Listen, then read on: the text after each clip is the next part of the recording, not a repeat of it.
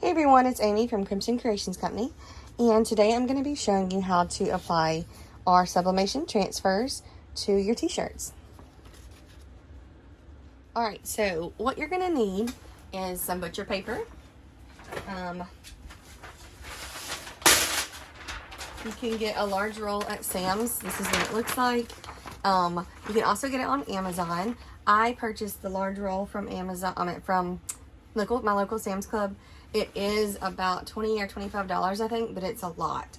I bought it, I think, around Christmas last year, and I still have over half a roll left. I mean, it's super thick. You have to make sure it's uncoated and unwaxed. You can also get it on Amazon, or if you don't have butcher paper, you can use parchment paper. Just please make sure you don't try to use wax paper. It has to be parchment paper or butcher paper. It will feel just like regular paper. It's not going to be shiny or anything. If you get something with a shine to it, you got the wrong thing. So make sure you have butcher paper or parchment paper. You're going to need some heat transfer tape like this. This little nifty tool came off of Amazon. It was $20 or $25. It cuts it for you, which is awesome.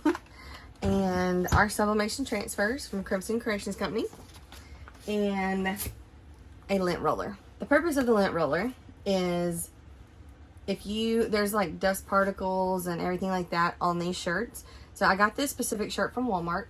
It's a No Boundaries brand, and it's a 92% polyester. If you press it without rolling it with a lint roller, there's going to be little blue dots everywhere, and you cannot get it back out of the shirt. So make sure you lint roll it. I'm going to go over all the steps in just a second. I'm just telling you what you need. And as far as your shirts, there's different brands. Bella and Canvas make awesome shirts. Guild and Soft Style, 64,000. As long as it's 50% polyester or higher. So just keep in mind what you're doing basically is when you apply the heat to the transfers, the special ink that we use, the heat activates the ink. And it basically dyes the polyester fibers in the shirt. So if there's other fibers in the shirt, like cotton, stuff like that, it's going to wash out of that. That doesn't stay. It's only dyeing the polyester fibers. So the more polyester you have in the shirt, the better. So if you do like 50% to like 80%, it's going to have like a vintage look to it. And I'll do one of those shirts in a different tutorial and show you. If you do 100% polyester, or even, I feel like this will work too, because this one's 92% polyester. If you do 100% polyester, it's going to give you the most vibrant, bright results. But this one should give you super bright results because it's 92%. And this one actually has some stretch to it. It has some spandex in it. And my mom wanted a V-neck shirt, so I found this at Walmart today. So we're going to give it a go and see if it works.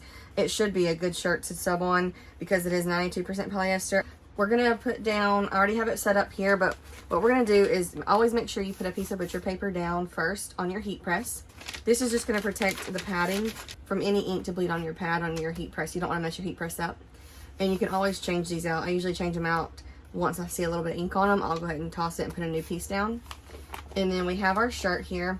I did go ahead and I put a piece of butcher paper inside of my shirt. So what that does is it prevents, when I press this, it prevents this ink from bleeding all the way to the back of your shirt. So when you have the shirt on, you won't see the ink on the back at all.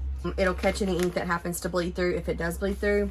Those are the items you're going to need. You're going to need your lint roller, your butcher paper, your heat transfer tape, and your transfers from us, and your shirt. And of course a heat press, obviously. I recommend a heat press. If you do not have a heat press, please do not use an iron. You're going to mess up the transfer. It's not going to work. You can use a Cricut Easy Press too. They get up to 400 degrees, but you have to be extremely careful with those, only because you can make it ghost very easily. So what ghosting is it makes a 3D effect. Basically, your paper shifts during the pressing. So it turns out like it looks almost 3D, which is not good. You don't want that. So it just messes the whole thing up. So if you do use a Cricut Easy Press too, please make sure you use this, because there's a higher chance of it ghosting and moving, and you just don't want that. If you can, use a heat press. And please do not use iron. So let's get started. I have the butcher paper inside of the shirt, and we're going to go off the V-neck here. So if you want to, you can fold your t-shirt in half if you don't have a V-neck, and press it, and it'll leave a line down the center so you know where the center of your shirt is. I have a V-neck here, so we're going to go off that. And I have the butcher paper inside the shirt. I've already pre-pressed it, but I'm going to do it one more time just to show you. And I press it for about 10 seconds just to get the moisture out of the shirt. Okay, and then make sure you lint roll your shirt, okay? We want to get all the lint, all the little dust particles, everything off, okay? We're gonna press it one more time. You don't want any wrinkles in your shirt because any wrinkles are gonna mess up the way the design presses. Okay, so now we're good. So I'm going to line that back up, right where I want it. All right, and then you're gonna put another piece of butcher paper right on the top, okay? Make sure it doesn't move. You know, you'll be using the heat transfer tape. If you don't, just make sure it doesn't move. And then you're gonna press it. I have my heat press at 390, and it's gonna be kind of medium to firm pressure. And I'm gonna take a little bit off. It is a little tight. If you get a transfer from us, we put instructions in there, and it says 400 degrees for 60 seconds. It honestly depends on your heat press. So my heat press, this one right here, is off of Amazon. I've had it for years. I'm gonna use it until it goes out on me. It runs a little bit hotter than normal. So I know that because I've worked with it. So I set mine at about 390. Sometimes, depending on the substrate, I use it at 380. This one I have it at 390, and we had it set for 55 seconds. So go ahead and pull it. I have to loosen it. I did it too tight. There we go. Okay. Can you see it on here?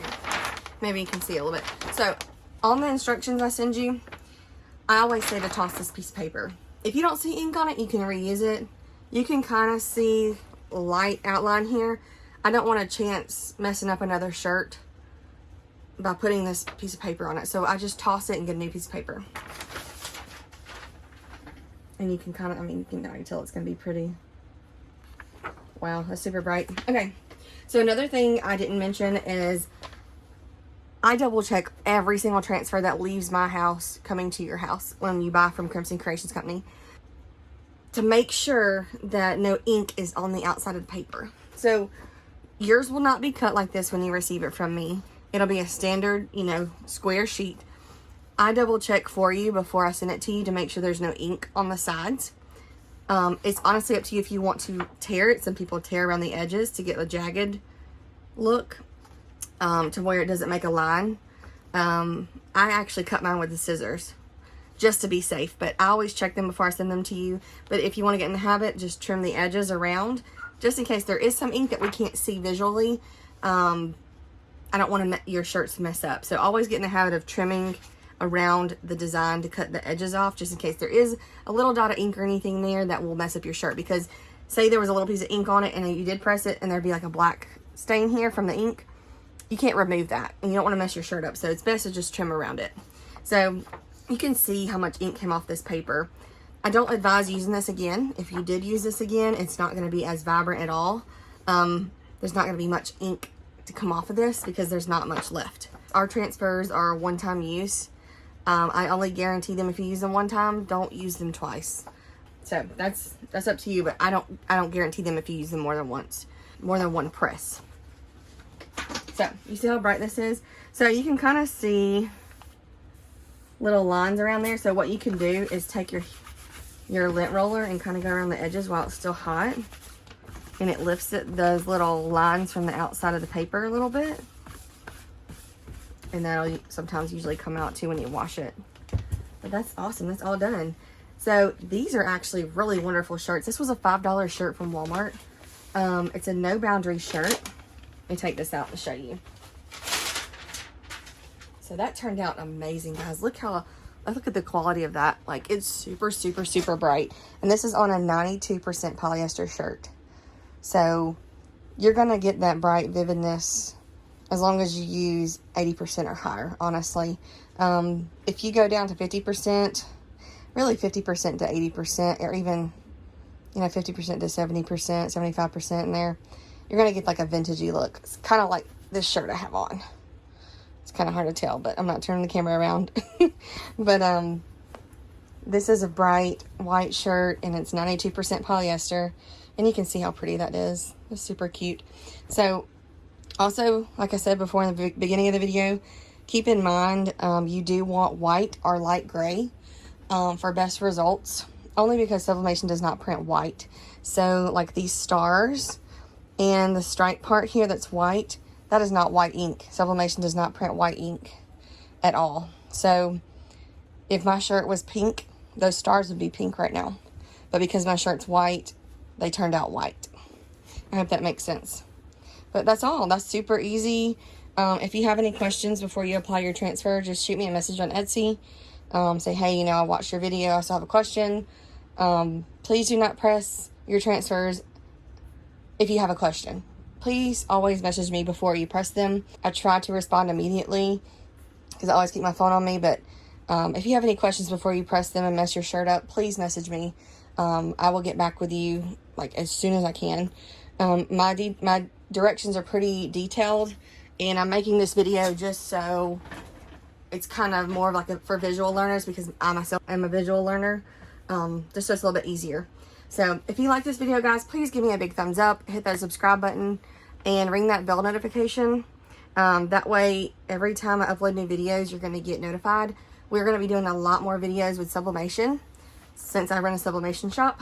So we have a lot more tutorials coming for y'all, a bunch of cute different substrates to try. And we are going to be selling blanks in our shop coming up within the next month or two. And that's going to be on CrimsonCreationsCo.com. You can find the link below to shop our website. And we also have an Etsy as well. You can see our reviews on Etsy and check us out there. If you have any questions, leave them below or send me a message on Etsy, guys. Thanks.